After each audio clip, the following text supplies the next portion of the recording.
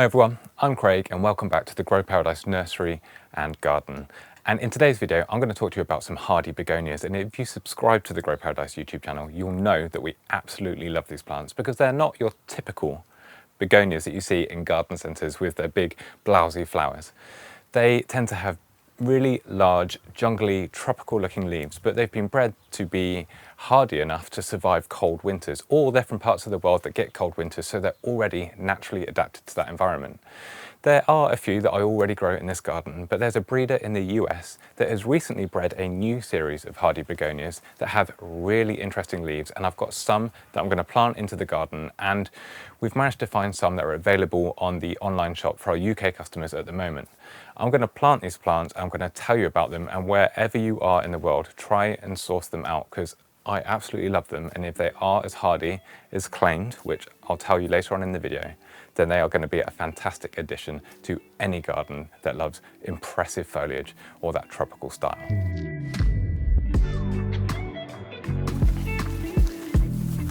So in this narrow border is an area which ironically now is in full sun, but the sun's just passing overhead. It spends most of the day in shade, and in about 20 minutes it's going to be back in full shade. So this is the perfect spot to plant something like a hardy begonia.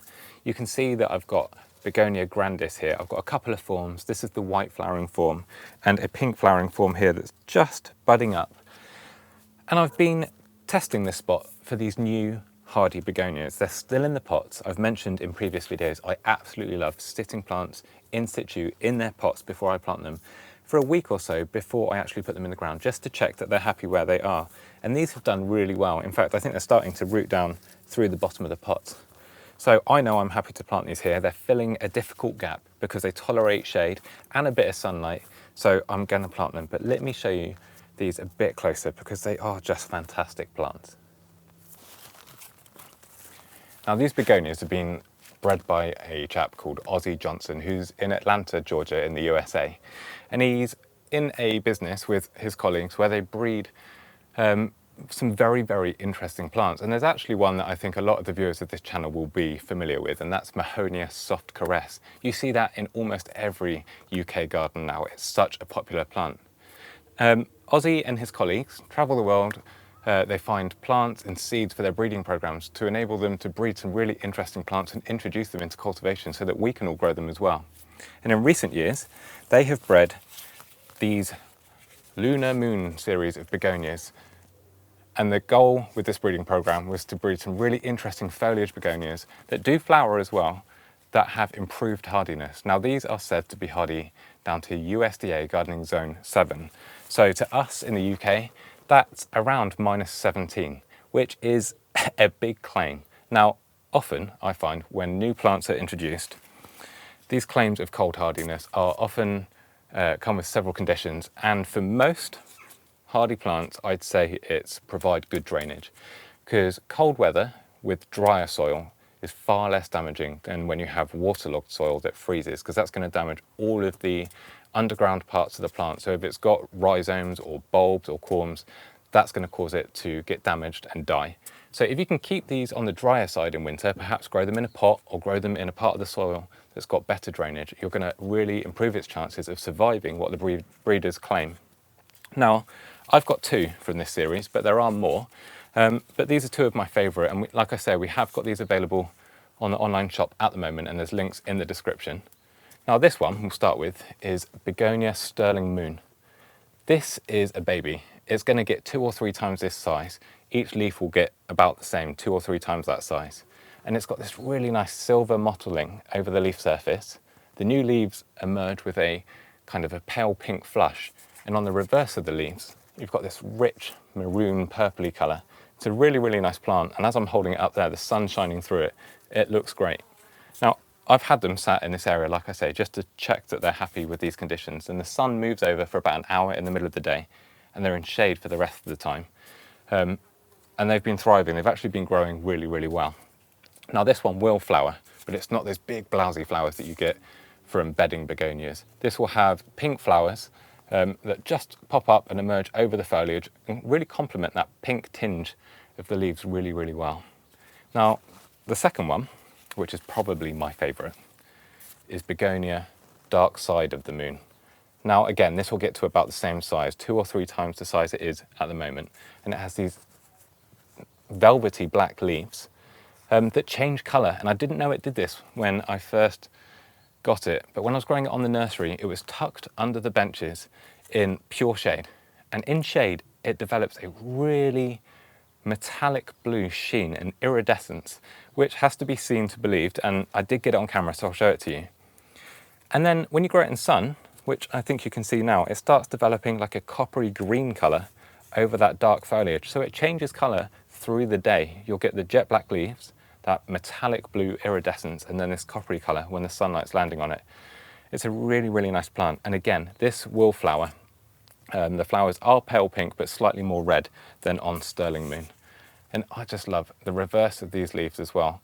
Complements that dark leaf beautifully.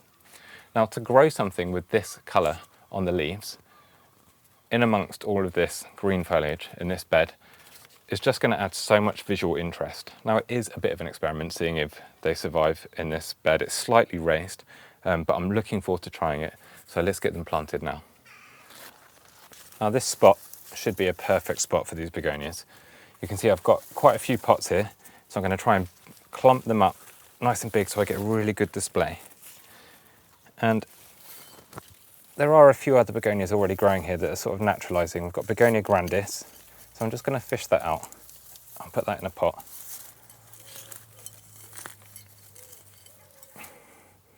Whoops. There's another one there. Just to clear this area nicely. There you go. That's because Begonia grandis spreads from little bulbils that form up and down the stem that drop into the soil. So it's a great plant for naturalising if you're looking for one that does that.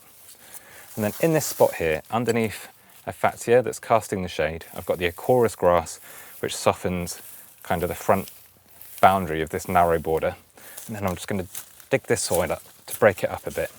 Now, as I say, our garden is on heavy clay soil, but over the years we've mulched with things like spent mushroom compost, any spare potting compost in pots, and just kept mulching it on top of the soil, and it's really helped break up the soil, enrich it and bring it back to life. Because I'm not exaggerating when I say when we moved in, the soil was so heavy in clay that you could have made pots out of it. And now it's a lovely rich dark soil. You've got all these roots from the surrounding plants, so you've got all of that fungal life where the plants are going to be exchanging nutrients and supporting each other. I'm not going to be afraid to plant too close to the front or at the back as well. Like I say, I've got enough pots that I can experiment. So I think I'm going to put this dark-leaved one here because it's going to contrast really nicely with the Begonia grandis next to it. And you can see the roots that are developing.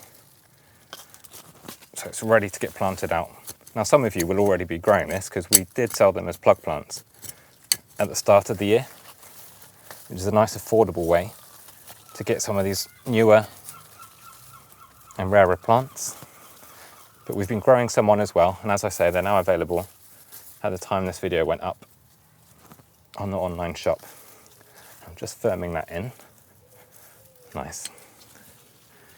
And then I'm going to bulk it out, so I'm going to plant some at the back as well, tidying up. Now you'll notice that fatsia leaf, I just moved it to the back of the border and chucked it down. In permaculture, which is a method for growing edibles in a sustainable way, whereby you sort of build an ecosystem that gets stronger year on year, there's a technique called chop and drop.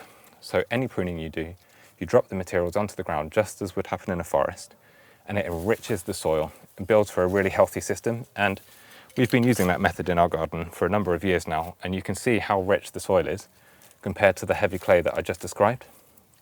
So we keep doing that. We try and take away as few materials as possible because it's all goodness for the soil, for fungal life, and for insects.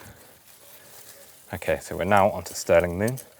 I'm going to plant that right next to this one. Now, it may get a bit overcrowded as the years go on, but I can always thin it out. Oh, I've got one more dark side of the moon there. I'll just put this at the front.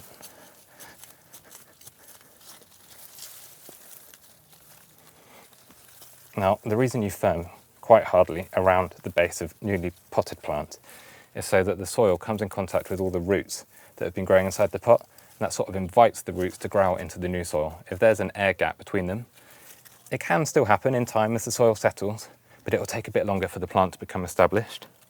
So we're just helping it have a head start. There we go. Really nice fibrous roots. Now this is why you don't want to allow your begonias to become waterlogged in winter, because the majority of the roots are these very fine fibrous roots, and if they get wet they'll be very susceptible to rot.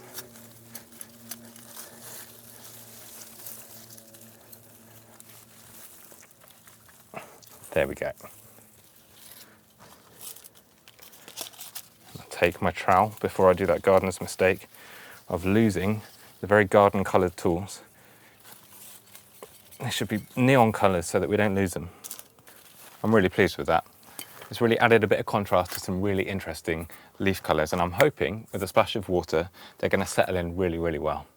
Now, as I say, if you're interested in adding some of these to your garden and you're in the UK, we do have some available on the Grow Paradise website at the moment, which is growparadise.co.uk. And if you're not in the UK, search them out. They will be in other parts of the world. As I say, they were bred in the US and now they're being distributed around, so you will find them, if not this year, soon. And if you aren't in the UK but you want to be part of the community, don't forget we've got a growers forum and social network at growparadise.social, a bit like Facebook for gardeners, and it's completely free to join, and you can share pictures of your gardens there. Everybody's helping each other out. We've got people in Hawaii, in the US, in the Netherlands, in the UK, all over the place, all sharing our passion for plants. Now, if you found the video useful, please hit subscribe. It's the easiest way to support the channel. Thank you so much for watching, and I will see you all in the next one.